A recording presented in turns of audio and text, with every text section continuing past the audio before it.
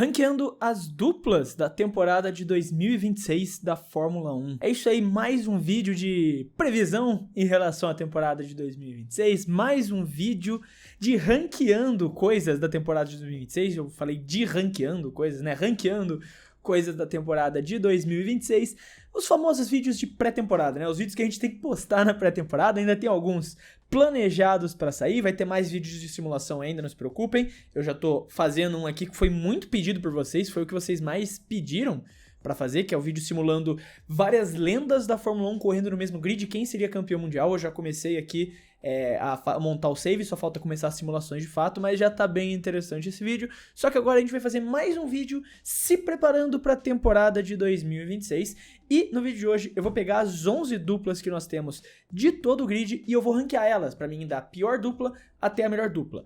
Antes da gente começar, é bom a gente deixar claro alguns pontos de como vai funcionar esse ranking, para que não chegue alguém e falar, olha ali, ele botou aqueles dois lá, os pilotos são bons, ele botou lá embaixo. Eu estou levando em consideração muitas coisas para montar esse ranking. Não é só o quão bons são os pilotos, claro que isso pesa e pesa muito para a decisão, o quanto de diferença de nível entre um piloto e outro existe e se isso é positivo ou não para a equipe. Por exemplo, vamos supor que tem uma dupla com um piloto muito bom e um piloto ok. Se você tiver uma outra dupla com dois pilotos bons, a dupla do piloto muito bom e do ok pode ficar na frente por diversos motivos. Um desses motivos sendo isso ser bom para a dinâmica de como a equipe costuma funcionar, porque isso também foi um critério de peso para analisar. Não é só o quão bons são os pilotos entre si ou quão melhor um piloto é em relação ao outro, mas também o que isso influencia a equipe e o que a equipe está buscando no campeonato. Tirando tudo isso do caminho, agora enfim a gente pode ir pro ranking. Já enrolei bastante, talvez a introdução de vídeo mais enrolada da história desse canal. Bora de fato ver o ranking dos pilotos da temporada de 2026. Começando na 11ª colocação, agora a gente vai ter que se acostumar a falar 11º lugar, uma nova equipe entrando no grid. Em 11º lugar a nossa dupla ficou com Liam Lawson e Arvid Lindblad. Isso significa que eu acho os dois horríveis, péssimos pilotos, os piores pilotos já pisarem num carro de Fórmula 1? Definitivamente não. Muito pelo contrário, inclusive. Eu acho o Liam Lawson um piloto ok, eu acho ele um piloto ok, e o meu grande ponto para trazer essa dupla em último lugar é o Arvid Lindblad. De novo, não o considero o pior piloto da história, não acho nem que ele seja o pior piloto do grid, mas ele é um piloto para mim que chega na Fórmula 1 muito cru. Mas, Fred, ano passado você falava isso do Antonelli, mas você colocava ele muito bem, colocava uma expectativa muito alta nele. Sim, eu fazia isso mesmo, porque o Antonelli, apesar de ter um ano, entre muitas aspas, ruim, na Fórmula 2 não foi ruim, ele destruiu o Berman estando na mesma equipe que o Berman, ficou em 6º lugar, tendo pulado a Fórmula 3. É muito fácil analisar a tabela sem analisar contexto, mas o que o Antonelli fez na base foi absurdo, e antes disso ele dominou as categorias que ele passou. Fórmulas 4, Fórmulas regionais, ele venceu tudo. Então ele chegava com esse hype. O Arvid tem um hype sim pela chegada dele, mas ao mesmo tempo ele nunca vendeu essa imagem de super estrela para justificar uma subida tão cedo. Ele poderia justificar uma chegada na Fórmula 1 porque ele tinha nível para isso. Ele realmente tem nível para Fórmula 1 para mim, só que eu não sei se justifica esse hype todo que a Red Bull botou nele para forçar a subida dele a qualquer custo pro grid e para Racing Bulls. De toda forma, a Racing Bulls estar em último lugar como dupla, eu acho que é o mundo voltando ao normal, porque é uma equipe de novatos e você esperava que tivesse 2 novatos lá, sendo que fazia tempo que não acontecia isso. Claro que deixa eu, deixar isso... como que eu posso dizer? O Lawson não é novato, dos novatos que a gente tinha no ano passado, era o menos novato de todos eles, mas eu tô dizendo novatos que eram novatos no ano passado, apesar do único novato ser de fato o Lindblad. Eu talvez me confunda um pouco na terminologia no começo do ano, mas a gente vai adaptando com o tempo. Ainda assim, são 2 pilotos com pouca experiência na Fórmula 1, pra dizer dessa forma, apesar do Lawson também já ter bastante.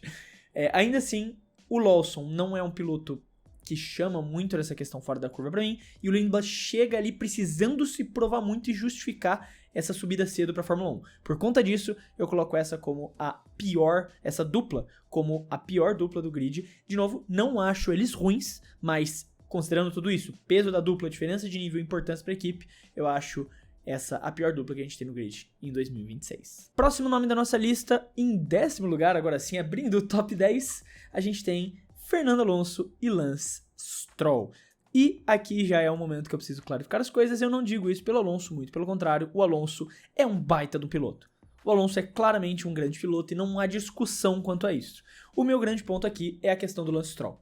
Porque Aston Martin, apesar dos problemas e dos rumores que estão saindo, né, com o The Race trazendo que o motor Honda pode ser o pior motor de todo o grid, inclusive eu fiz um shorts explicando, né, todos esses detalhes, eu coloco o link aqui pra vocês verem depois desse vídeo, que eu falo tudo do porquê o motor Honda pode ser o pior da temporada de 2026, segundo informações do The Race.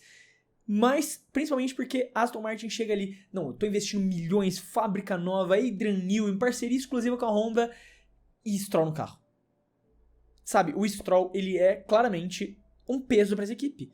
Essa equipe tinha nível pra estar brigando com a Williams pelo P5 nos construtores e ficou em P7, a 3 pontos da Racing Bulls, porque o Stroll não ajuda o Alonso a pontuar. Tudo bem, teve muita gente que vai falar, mas o Alonso ficou um tempão atrás do Stroll no campeonato.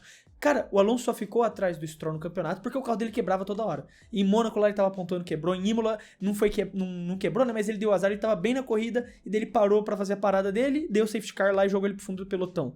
Ele sempre tava se ferrando no começo da temporada, dava tudo errado. Eventualmente, quando as coisas começaram a dar melhor, ele continuou terminando na zona de pontuação. Só que ainda assim tudo dava errado de alguma forma, ele abandonava, tinha problema no carro. Ele ainda teve muito azar na temporada de 2025. Mas agora em 26, a Aston Martin tá querendo dar esse próximo passo e tornar uma grande equipe e continua tendo Stroll. E pra mim isso é inaceitável pra uma equipe que quer ser campeã mundial. Então assim, em questão de dupla, de força de dupla, você tem um grande piloto, que é o Fernando Alonso, mas se chegar ali a Aston Martin tá pau a pau com uma outra equipe, qualquer outra equipe do grid, com exceção talvez da Racing Bulls, vai terminar na frente. Tipo assim, se você pega ali Aston Martin e qualquer outra equipe brigando pelo P5 nesse ano, a outra equipe tem vantagem porque vai ter 2 pilotos melhores. Em qualquer equipe do grid, com exceção talvez da Racing Bulls que eu coloquei atrás pelo Arvid Lindblad precisasse provar. Então assim, realmente é um negócio que eu acho bizarro essa dupla a investir, e esse foi meu critério para colocar eles em penúltimo lugar, que é o fato de que se tivessem carros iguais, duas equipes, Aston Martin terminaria atrás de todas as outras duplas do grid por conta do Lance Stroll. Próximo nome da nossa lista vive uma realidade talvez parecida, mas não igual à situação da Aston Martin, e vocês vão entender por quê. Antes que vocês me xinguem, Ocon e Berman em nono lugar, e não é por causa do Berman. Esse nono lugar não é por causa do Berman, porque o Berman calou minha boca, se provou ser um grande piloto. E eu acho que esse ano ele tem tudo para dar um salto e ficar ainda melhor. O meu grande ponto para essa dupla estar em nono lugar é Esteban Ocon, que fez uma temporada lastimável em 2025. Ele foi o único dos veteranos que tinham um novato como companheiro a perder para o companheiro de equipe em questões de classificação, né, em ritmo de classificação, em tempo de classificação. Ele foi o único. Ele levou sufoco do Berman no campeonato todo. E por conta disso, terminou atrás dele, 3 pontos atrás do Berman no campeonato de pilotos. Foi um ano muito ruim do Ocon, muito ruim mesmo. E me faz acreditar naquela teoria que eu falei de que o carro da Haas, na verdade, ele era muito melhor do que o que a gente viu. Só que no começo do ano, o Berman ainda estava se acostumando, estava aprendendo ali como era a Fórmula 1, ele não conseguia entregar resultados. E no final do ano, quando ele se acostuma, ele quase pega um pódio no México. Claro que, né, não foi só, tipo, essa foi a principal corrida, ele teve outras corridas boas, mas não tão boas quanto o México. Só que assim, a partir do momento que o Berman se acostuma com o carro, ele começa a entregar bons resultados e termina na zona de pontuação com frequência e passa o Ocon na tabela. Enquanto o Ocon sempre fica nesse 880, vai bem, vai mal, vai bem, vai mal, vai mal. Então assim, eu acho que o Ocon tá na corda bamba, ele é o principal nome pra perder o assento em 2026 se ele não for fazer uma boa temporada.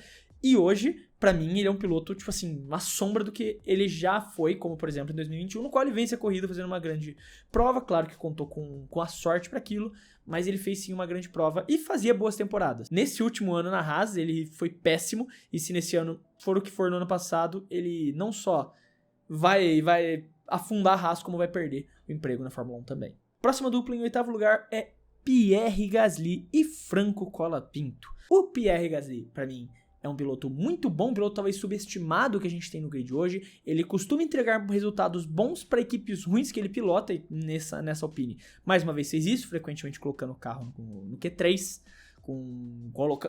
esse carro horrível da Alpine. Várias vezes poderia ter pontuado se não fosse alguns problemas que acontecesse, também como por exemplo em Las Vegas, que o Bortoleto deu aquela bomba pra cima do coitado no caso do Stroll, né, o coitado do Stroll ali, mas deu o caos todo, girou pra cima do Gasly, que perdeu a posição dele.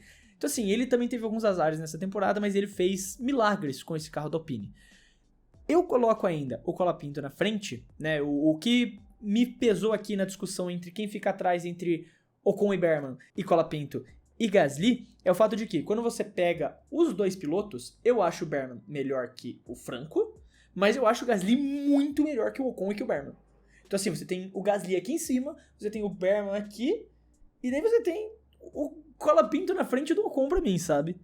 Pelo que fez na última temporada, o Colapinto foi melhor piloto que o Ocon, tendo uma máquina muito pior. Ele era um novato, então você não tinha como esperar os mesmos resultados que o Gasly, mas vez ou outra ele conseguiu se classificar e terminar corridas na frente do Gasly. Ele, ao lado do Russell, foi o único piloto que completou todas as corridas que ele largou, porque ele não largou o GP da Grã-Bretanha, mesmo já estando assinado com a Alpine, ele não larga no GP da Grã-Bretanha. Considerando, claro, as corridas principais, porque ele não completa a sprint do Brasil, mas todas as corridas principais que ele largou, ele completou. Então, assim, o Colapinto, ele tá recebendo um hate bizarro, que eu não sei de onde tá vindo, de que ele bate muito, ele bate muito, ele bate muito, sendo que o cara não bateu muito nessa temporada. No começo, quando ele entrou lá no carro, ele bateu algumas vezes, isso serviu pra pegar o estigma, porque no final da última temporada ele bateu muito, mas ele não fez uma má temporada. Ele tava bem nesse final de temporada, e principalmente porque ele conseguiu frequentemente bater ali de frente com o Gasly. Então eu não acho ele tão ruim quanto o pessoal tá pintando. O pessoal ficou muito com a imagem por conta do final do ano passado, que ele bateu lá em 4 corridas seguidas, e daí ele volta aqui pra Fórmula 1 e bate em Imola. E depois disso, ele não bateu mais, ele bateu muito pouco, ele foi bater de novo só em São Paulo. E as pessoas continuaram falando, não, ele bate muito, eu cola muro, sendo que ele não tava batendo tanto. E eu acho que ele é um bom piloto. Nesse ano, com um pouco mais de experiência e mais confiança, eu acredito que ele vai entregar resultados melhores, e por isso, pra mim, essa é a 8ª dupla do grid. 7º lugar, a dupla que está retornando à Fórmula 1, Sérgio Pérez e Valtteri Bottas. Essa é uma que algumas pessoas podem considerar que tá até baixo demais, e de certa forma eu tava considerando baixo demais, olhando aqui, mas quando você olha as outras duplas que vão estar na frente, eu realmente não consigo ver eles melhores que os que vão estar na frente, mas eu consigo ver eles como como uma dupla melhor que as duplas que já passaram aqui. Porque você tem dois pilotos que claramente não são absurdos, nenhum dos dois é fora da curva, um piloto geracional, óbvio que não, mas os dois são pilotos que conseguem entregar o que é pedido a eles. Os dois são pilotos consistentes que, quando tiveram carros vencedores, fizeram o seu trabalho de segundo piloto. Tudo bem que o Pérez no final não conseguiu fazer, mas ninguém naquele carro da Red Bull conseguia fazer. Ele foi o único, inclusive o Pérez, que entrando naquela Red Bull conseguiu de alguma forma... Nossa, foi difícil falar essas duas últimas palavras. Conseguiu de alguma forma ainda ajudar o Verstappen. Então, assim, quando a gente fala dessa dupla, de novo, não é a dupla mais forte, são dois pilotos bons, mas exatamente por serem dois pilotos bons, para uma equipe que tá entrando no grid, que precisa de consistência, que não bata o carro e que entrega o melhor resultado ali, não necessariamente o ápice do resultado, mas um resultado bom, eles têm a dupla perfeita para eles, eu acho. Eu fiz um vídeo já explicando do porquê eu acho que eles acertaram até na decisão de uma dupla experiente pro primeiro ano deles. Eventualmente, se você quiser evoluir na Fórmula 1, você precisa de um jovem piloto, mas pro primeiro ano, uma dupla experiente para trazer essa consistência faz todo sentido. Então, Pérez e Bottas é uma escolha correta e por isso eu coloco eles em 7º lugar aqui. 6º lugar vai ficar pro Nico Hülkenberg e pro Gabriel Bortoleto. Essa é uma outra dupla que talvez eu pensei que poderia ficar mais alto, mas analisando aqui, eu coloco eles nessa posição também. Você tem, de um lado, um piloto que pegou o primeiro pódio na última temporada, que fez uma grande temporada, talvez a melhor temporada da carreira dele, e do outro lado, o Gabriel Bortoleto, que fez um bom ano de estreia, passou de ano, né? Eu acho que assim, se a média da Fórmula 1 fosse 5, ele tirou 6, passou ali, tranquilo, teve seus problemas ao longo do ano, mas conseguiu entregar o resultado que se esperava dele. E acho que exatamente esse é o ponto para trazer essa discussão aqui, porque os dois foram muito bem em 2025, mas ainda assim tiveram os seus problemas, e é isso que me preocupou e me fez tirar alguns pontinhos quando eu estivesse analisando. Porque o Hulk, depois do pódio, ele desapareceu por um bom tempo na temporada. Depois que ele pega o pódio dele em Silverstone, ele ficou várias corridas lá no fundo do pelotão, esqueceu como pilotava, sendo que antes disso ele pegou o pódio em Silverstone, ele fez aquela corrida espetacular na Espanha, que ele ficou em 5º lugar ou 4º, me fugiu, acho que foi 5º lugar que ele ficou na Espanha, né? Ele fica em 5º ou 4º lugar numa corrida espetacular. Ele tava fazendo grandes corridas, ele tava largando do fundo toda hora, mas na corrida remando e terminando os pontos, até que ele sumiu por um tempão e no final da corrida ele reapareceu. Enquanto o Gabriel também teve seus momentos de brilho e de tá desaparecido. O começo da temporada, até aí também não tinha muito como exigir, todos os novatos estavam mais ou menos ali no começo da temporada. Depois chega as rodadas europeias, o Gabriel embala, pontua toda a corrida, faz grandes provas, o GP da Hungria, o GP da Bélgica, faz grandes corridas, principalmente nas rodadas europeias. Chega na rodada das Américas e o Gabriel cai bastante de produção. Até que em Abu Dhabi ele terminaria na zona de pontuação, mas ele teve problemas no carro, e daí por conta disso o carro foi perdendo performance, ele foi sendo ultrapassado. A Sauber também não ajudou em muitas corridas, com umas estratégias duvidosas, mas ainda assim o Gabriel teve seus momentos de desaparecer. Então por isso que eu acho que o sexto lugar, pensando nas próximas duplas, faz muito sentido. Porque você tem uma dupla muito boa, que quando tá na sua zona de conforto, consegue entregar ótimos resultados, mas ainda tem momentos que parece que eles desaparecem na temporada. Como o Gabriel, talvez por ser novato, e em algumas pistas que ele nunca correu na vida, ter essa dificuldade de se adaptar, mas agora vai pro segundo ano, espera que ele já tenha resultados melhores. E o Nico, porque se esperava muito mais depois do pódio, decai bastante no final da temporada, recupera, mas também teve seu momento de desaparecimento. Uma dupla muito boa, mas que tem os seus momentos que jogam um pouco pra baixo, por isso, sexto lugar eu acho que tá justo. Abrindo o nosso top 5, Lewis Hamilton e Charles Leclerc, uma dupla que veio muito forte no último vídeo de ranking de dupla de pilotos que eu fiz em 2025, agora ela não vem com a mesma força pra 2026, e nem digo por culpa do Leclerc, que fez uma grande temporada, foi uma baita temporada do Charles, o carro não ajudou, mas muitas vezes o cara fazia a volta da vida dele pra conseguir chegar no Q3, sabe? Ele tinha que se matar naquele carro pra levar pra um Q3, e o Lewis claramente teve a temporada mais deplorável dele, ainda conseguiu uma vitória no GP da China quando o carro ainda estava sendo atualizado. E eu acho que isso que me fez colocar essa dupla na frente também do Hulk e do Bortoleto nesse momento, porque o Hamilton, quando o carro estava indo bem, quando o carro estava tendo um progresso, ele claramente foi muito bem. Ele conseguiu vencer uma corrida na sprint da China, sabe? Então o Hamilton talvez com um carro equilibrado, com um carro que esteja sendo evoluído, porque a Ferrari parou de atualizar o carro desde abril de 2025, para focar no carro de 2026. Então assim, talvez com um carro que tenha um bom processo de evolução, que vá se adaptando ali ao longo da temporada para os seus pilotos, ele possa entregar um resultado melhor. Só que pelo que a gente viu na temporada de 2025, ele teve uma decadência muito grande, não conseguiu ser aquele Hamilton que a gente está acostumado, e por isso eu baixo um pouco e faço só um quinto lugar. Acredito que ainda tem um potencial de ser uma grande dupla, mas hoje o quinto lugar tá justo para Charles Leclerc e Lewis Hamilton. Próxima dupla da nossa lista é Max Verstappen e Isack Hadjar. E por que eu coloco em quarto lugar essa dupla? Bom, o Verstappen eu não preciso nem dizer. Pelo Verstappen em si, essa dupla ainda tá abaixo.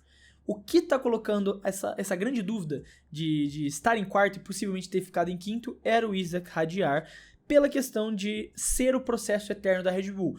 Alguém dá errado, bota um novato, queima ele. Daí esse novato dá errado, pega outro novato e coloca no lugar. E provavelmente esse seria o destino do Hadjar, caso Christian Horner e Helmut Marko tivessem continuado na Red Bull.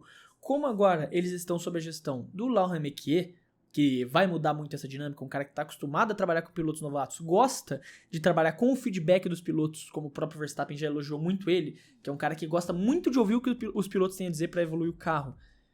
Isso pode ser um ambiente mais amigável para o Hadjar. E se o Hadjar estiver num ambiente mais amigável, num ambiente mais propenso para que ele possa prosperar, a gente viu na temporada passada o que ele é capaz de fazer.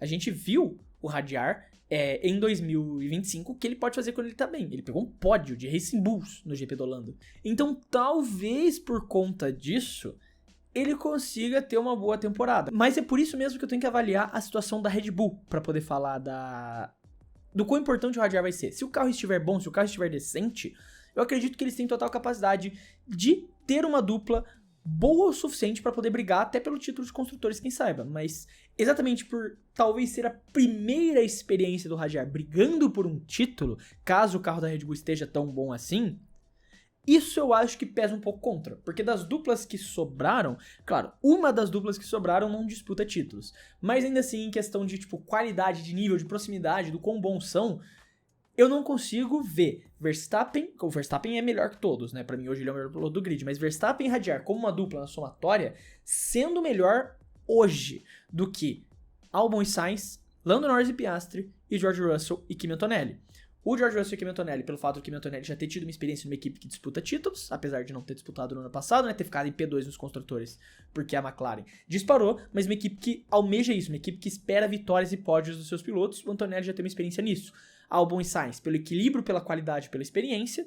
Lando Norris e Oscar Piastri, por trabalharem equipe para equipe e terem dado um título de construtores pelo segundo ano consecutivo para sua equipe.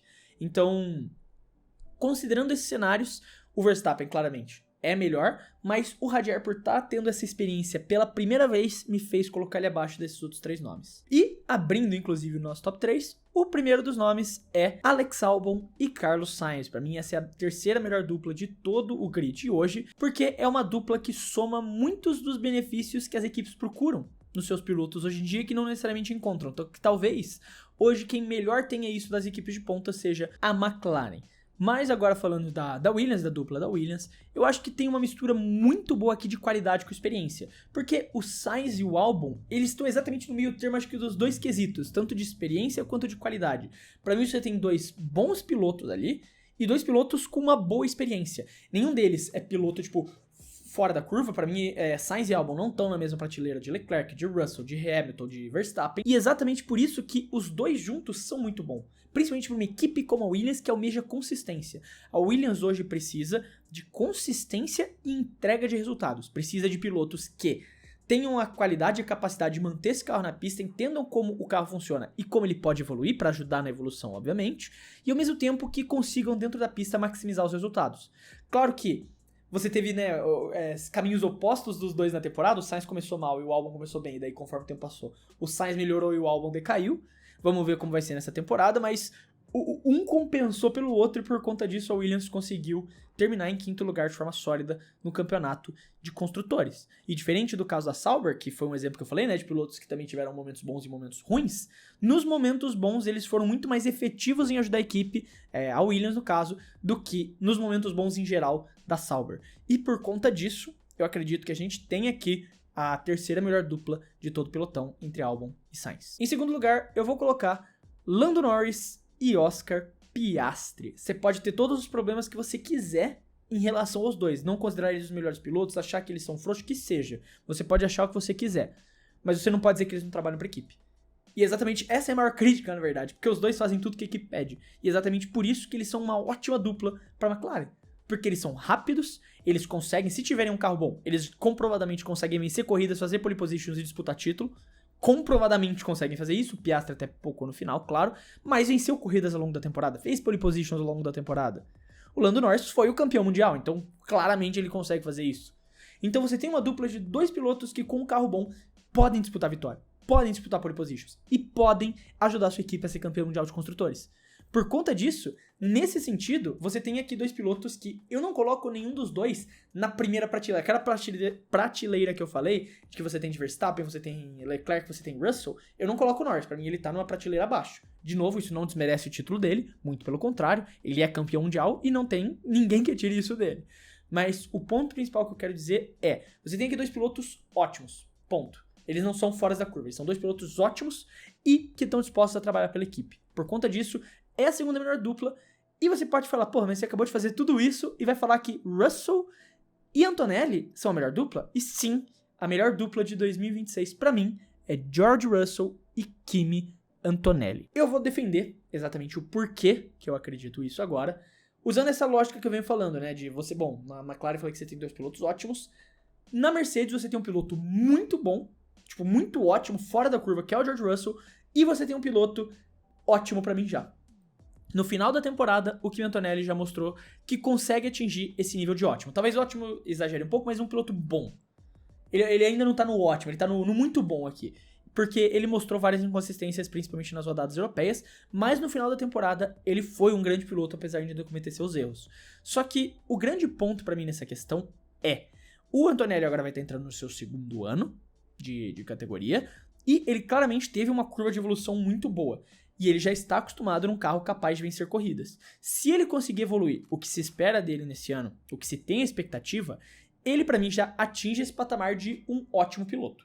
Ele consegue atingir esse patamar de ótimo, ou o ótimo, né, que é o que eu tô colocando aqui, o Lando Norris e o Oscar Piastri, pra mim ele atinge esse patamar de ótimo piloto. E se ele atingir esse patamar, a Mercedes tem a dupla perfeita. Porque você tem um piloto fora da curva, com o carro que supostamente vai chegar como melhor, ou pelo menos um dos melhores ao lado ali da McLaren. E num cenário em que McLaren e Mercedes estão disputando o título, eu dou essa vantagem por conta disso para Mercedes. Porque eles não vão ter problemas com os seus pilotos, porque você ainda tem uma hierarquia clara. Apesar do Antonelli estar melhorando e estar evoluindo, A hierarquia ainda é clara. George Russell é o primeiro piloto e o Antonelli, nesses anos de desenvolvimento, é o segundo piloto. Então não vai ter discussão aqui. A prioridade, caso o carro esteja bom para disputar com a McLaren, vai ser do George Russell. Então não vai ficar tendo, devolve a posição pro Antonelli aí, Russell. Não, isso não vai acontecer. Eles nunca vão pedir isso pro George Russell. Então, isso deixa uma situação de um primeiro piloto claro e um segundo piloto capaz de brigar por vitória, capaz de brigar por pódios para ajudar a Mercedes. Por conta disso, eu coloco hoje essa como a melhor dupla. Eu acho que a Mercedes tem, então, um piloto para vencer o Mundial hoje, um piloto para vencer no futuro e que hoje já pode ajudar eles a vencerem o Mundial de Construtores e uma hierarquia clara para combater uma equipe como a McLaren que tem essa questão de ficar brigando entre si, pelo menos por título de pilotos eles conseguem brigar, né? Já que vai ter essa broderagem ali dos dois pilotos da McLaren por conta de Papaya Rules, mas pensando em força de dupla e o que eles podem entregar nas corridas, por você ter esse piloto que pra mim vai ficar ótimo ao longo dessa temporada, vai atingir esse patamar de ótimo, e você tem um piloto que é fora da curva como é o Russell, pra mim, eles têm a melhor dupla do grid em 2026. Mas aí tá o ranking de duplas da temporada de 2026. Eu quero saber a sua opinião, como sempre, não esquece de deixar ela aí nos comentários, se você concorda, discorda, o que você mudaria do ranking, eu sempre quero saber o que você tem a dizer. Lembrando aqui também que se você gostou do vídeo e quiser ajudar o Clube da F1, você pode fazer isso se inscrevendo no canal, porque ajuda muito a poder continuar produzindo todos esses vídeos aqui pra vocês. No mais, eu quero deixar um abraço pra você que ficou até aqui e até o próximo vídeo.